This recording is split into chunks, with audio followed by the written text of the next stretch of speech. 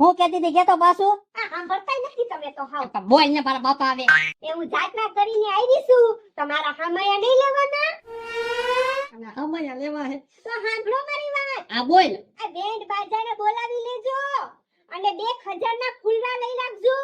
પ્રસાદીમાં કાંઈ ઘટાડો થવો ન જોઈએ એટલું યાદ રાખજો. અને બધે ચોકમાં હે ને મારું સ્વાગત કરજો. એ જય શ્રી કૃષ્ણ. જય શ્રી કૃષ્ણ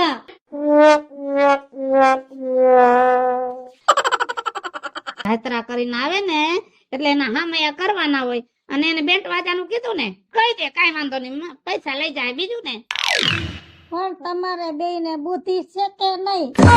ઈ જાત્રા કરીને આવે ને જેના હામયા થાય ને એના સ્વભાવ અલગ હોય. આપણી વહુમાં બુદ્ધિનો છાંટો નથી. અને આના હામયા કરશો ને ભેગી આ ડીજે માં નાચવા મળશે.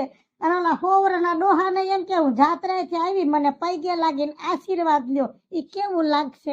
ગમે એવું લાગે જાત્રા કરીને આવે છે જા તો કેતો